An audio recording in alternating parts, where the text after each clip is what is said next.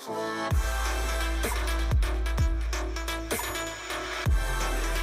guys! Welcome back to my channel. And for today's video, itatry naman natin ang Elana Mineral. Very exciting kasi ang tagal ko nang gustong itry yung makeup nila. Sadyang nawawala lang talaga sa isip ko. So, this time, matatry na talaga natin sila. Tingnan nyo naman yung packaging niya guys. Rose gold.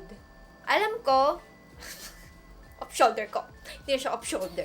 Dati, itong jar nila ng foundation, meron siyang print. Dati ganyan siya, pero pinalitan nila, ginawa nilang mirror, which is very useful and convenient para pag nagre-retouch ka, ito na lang yung gamitin mong mirror. Magnified pala to guys ha, as in, magnified. May kita mo talaga yung kaloob-looban ng pores mo dito. So, ito try muna natin yung foundation nila. Napag-alaman ko na meron silang 10 shades.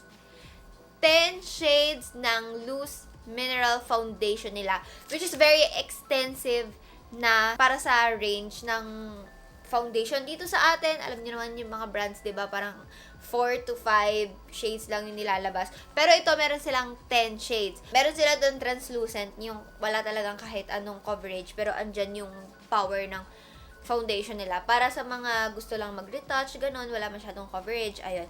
Pero meron silang binigay sa akin na tatlo, which is very similar sa skin tone ko. So, ayun yung tatlo. We have French Vanilla, we have Hazelnut, and then ito yung Caramel. Ito yung mga shades nila, ayan. Alamin lang natin kung anong shade yung mag-fit sa skin tone ko. Well, wait lang, i-zoom in ko muna pala kayo para makita nyo ang eksena. Bebe, let us choose. Yung hazelnut. This one? Hazelnut.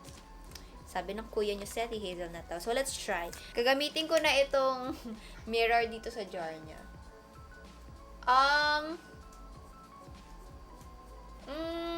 Try ko yung darker. So, this is caramel. Medyo dark na.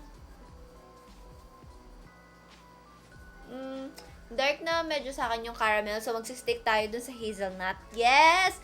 Good choice of shade, love. Anyway, transfer ko na muna siya dito sa jar. Which, by the way, napaka-cute. No, ayan, ito yung pinaka-sifter niya. One side lang. Tapos, pwede, sorry, nandito yung pulbo. Tsaka, sorry nga pala, tinan nyo yung nails ko. Hindi pantay. Kasi ginamit ko yung Dashing Divas na nails. Binili ko siya nung nag-Korea kami. So, nung naglaba ako, nawala na to. Etong apat na lang yung natira, nawala na yung ibang mga dalirik, ay ibang kuko ko. Pero anyway, ayan, di ba, may sifter siya. So, i-twist mo siya para ma-open yung sifter. Ayan. Para hindi lang siya naka-open. Ang itim ng caramel sa akin. Ayun, para hindi siya naka-open, which is very good thing para hindi makalat sa makeup bag. Yun kasi yung moments na medyo naiinis ako sa mga loose powder kasi nga makalat. Kasi diba open sifter lang sila palagi. Ito, nako-close mo siya. Ito palang powder, merong SPF 16, UVA, UVB, Broad Spectrum, tested by Helucare. Ang tagline ng Elana ay the beauty that does more. Tag price. Shh! Ang tagline ng Elana ay the beauty that does more. Nice. So, wala lahat talang may exact comment. So, ayun, kasi yun din yung aim ng yun din kasi yung aim ng makeups nila. Nag-search ako kanina, tapos yung makeups nila, kaya siya mineral makeup. Hindi ko na-explain kanina. Yung mineral makeup, mas gentle siya sa skin, tapos okay siya sa acne-prone sensitive skin. Back comment. Hindi na side comment. Back comment. Wow! Ayun nga, mineral foundation para sa mga sensitive acne-prone skin kasi meron silang less chemicals. I think more natural yung chemicals na ginagamit nila. Kaya hindi siya ganun ka-harsh. Really? Front comment. Front comment. So, ang gagawin natin ay side by side. Sabi kasi nila, pwede natin itong gamitin ng dry and wet. Dry for medium coverage and wet to full coverage. So, walang kahit ano sa face ko. Nag-moisturize lang ako, nagkilay lang ako, that's it. Wala yung primer or concealer. Walang concealer yan. Okay, so gagamitin ko na lang tong mirror dito, no? Gamit ang isang foundation brush. Para ito na lang din yung gamitin natin sa wet mamaya. So, ayan na ang pinagkaiba ng face ko. Ito yung may dry lang gamit itong foundation brush na ito. Although, hindi ko naman to, parang pinako lang siya ng ganyan. Tapos, kinalat-kalat ko lang ng ganon. Hindi talaga siya yung ganon, yung as in tap-tap para makuha yung full coverage. Hindi, parang kinalat ko lang siya dyan. At, tinan nyo na. Ito yung mala. Ayan. So, yung mga darker skin sa akin, meron ko yung shade caramel. At may mga sumunod pang shades after ng caramel, guys. Don't worry. See, oh my gosh, that glow, guys. Oh my gosh. Hindi nawala yung glow na nabigay sa akin ng moisturizer ko kanina. Yung before dito sa foundation. At saka, ang smooth niya tingnan. Hindi siya yung tipo ng powder foundation na nagpa-promise ng medium coverage. Pero, cake. So, ngayon, gagamitin naman natin siya ng wet. So, using this brush. So, meron silang dalawang setting spray. Ito yung Stay Fresh setting spray and then yung Flower Power setting spray. So, itong Stay Fresh, ito yung for oily skin. Itong Flower Fresh, para So, itong Stay Fresh, ito yung for oily skin. Itong Flower Power, ito yung for dry skin. Ito kasi meron siyang 10 Skin Brightening Botanicals.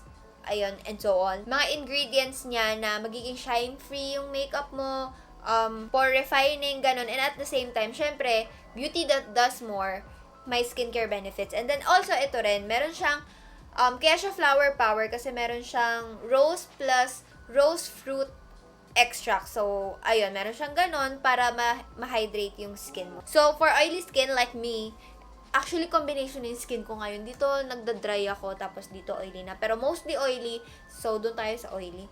Ito yung Stay Fresh Setting Spray. Is-spray natin to dito sa brush, yan. Ayan, dahil wet siya, dumikit ng ganyan yung powder. Uy. Ina-expect ko, pag hinahaluan mo ng, pag ginagawa mong wet yung powder, yung magiging cakey siya na buo-buo. Ang lambot niya, guys. Hindi siya yung paste feeling. Alam niyo yun? Guess niyo yun? Kasi may nag-viral dati na imimix mo na yung setting spray at saka yung powder before mo ilagay sa face mo. Cream, as in cream yung feeling niya. Ito hindi, parang powder pa rin. Okay, so here's the difference ng dry and ng wet. Naging full yung coverage niya. Ito kasi parang nasa medium something lang siya. Oo nga, no? Diba? Oo nga. Oo. Napaka-supportive naman. Sobrang amazing. Ayos yun, no? Tingnan ba tanggal ng mark? Wait lang, mamaya na yung skincare niyong dalawa. Sandali lang, nag-video ako. Anyway, ito na yung difference niya. So, makita nyo. Ano oras sa alis dito? Ano oras sa alis ng mga turtle? Anyway, ayun na nga, ang daming interruptions. Ito yung pinagkaiba, side by side, ng dry and ng wet. So, nakita nyo, fuller coverage, as in, tinan nyo, hindi nagki-cake up yung skin ko. Pero ito, fresh, alam niyo yun, fresh looking. Ay. You can also use a sponge pala, kahit hindi brush, kahit ito wet na beauty sponge. So, ako, kung tatanungin talaga, hindi kasi ako yung full coverage type of girl. So, most likely, ganito ko lang siyang gagamit. Kasi guys, tira naman. Both siya super light sa feeling, walang heavy feeling at all. So, for this video, para magpantay yung mukha ko, syempre, magta-try pa tayo ibang products, tapos hindi pa tayo makeup ko. Gagawin ko na siyang full coverage. Gagamitin ko na ngayon, this time, yung sponge. Ayos, ah. Ganda mo na. Maganda naman talaga ako, ha. Ganda mo na lalo. Yan. Good. Side comment. What do you think? Ano to? Back comment. Wala pa akong sinasabi. Oh, ano yan? Backdrop. Hindi ka naman nag-drop. Back. There! Okay, next. Ano ba yan? Ang ingay naman itong dalawang to eh. Ipal naman. Video ako dito eh. Pero anyway, next. So, meron din sila binigay sa akin yung mga lip drunk na blushes nila. Sobrang cute, guys. Kasi tinan nyo, parang travel friendly siya. Tapos, madali siyang dalhin sa mga girls na maliliit yung bag na, or kahit ilagay nyo lang to sa bulsa nyo, pwede niya. Ayan. Tsaka sa mga may palette, kasi diba may mga palette na magnetic, tapos ilalagay mo lang to. Ito, pwede to doon. So, this is Sangria, this is Mimosa, and this is Pink Flamingo. So, ayan yung tatlong shades niya. And since ang pangalan nitong product na ito ay Lip Drunk Blush, etong Sangria yung gagamit. At saka pamatay din kasi yung lipstick natin mamaya, friends. So, ito, gagamitin ko siya for the cheek. Actually, pwede rin siya for the lips, so lagay ko na lang siya sa lips. Tsaka sa eyes, why not? Diba? Yan. Ano? Anong ginagawa ko? Umutot? Side. Ano yan? Nanggugulo. ko sa Buti akin. alam mo. Anyway, ayun na nga, bebe naman eh. So, ito, gagamitin ko lang ang aking fingers. Oh my gosh. Since ano pala, ito pala, meron siyang infused siya with chubaki oil. Skincare. Another skincare. Ang pigmented niya, friends. Ang konti lang. Ganyan-ganyan lang yung nilalagay ko. Cute. Lagay ko na siya dito sa lips. Okay, next one. Lip and Locks creamy matte, smudge proof, waterproof lip stick. Bonk. Liquid lipstick pala. This is in the shade Love is True. So, this is the packaging, guys. Tingnan nyo, ang packaging, meron pa rose na gold. Oh, tapos Elana pack. So, swatch natin siya.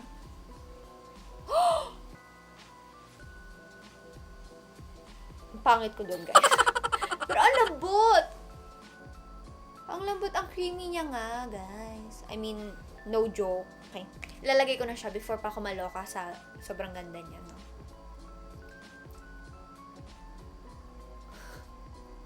Ang pigmented niya. Damn!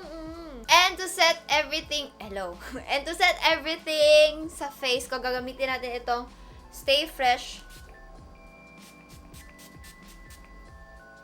Ang liliit ng ang liliit ng, sobrang pino ng lumalabas sa kanya. Yung kahit ilapit ko siyang ganyan, hindi siya yung ganon sa face ko. Ang kalat ng mist niya, pero ang pino. Tapos parang, kahit ganyan mo siya kalayo i-spray, may malalagay pa rin sa mukha mo. Papatuyuin ko muna yan, di ba? Na-exage na ang atin yung mag-spray. So, this is the final look. Di ba? Ang flawless. Tak. Tsaka, ang full niya talaga tignan, no? I mean, hindi ako sanay na tinitingnan ko yung sarili ko or yung makeup ko na ganito ka-full. Pero, ganda. We'll definitely use this sa mga private events kapag wala ka ng time mag-liquid foundation, tapos mag-baking, mag-concealer and everything, you can use this powder na lang for that. And thinking na meron nga silang 10 shades, for sure makikita mo yung shade na for you. Thank you guys so much for watching this video. Thank you so much, Alana Cosmetics, for collaborating with me for this video. And don't forget to subscribe for more kalokohan from me. And don't forget to follow me on my social media accounts at lousanchezzzz with 5 Z's. And also follow Alana Minerals at FB and IG. I will also link their social media down below. Thank you guys so much for watching this video. And I'll see you on my next one. Bye!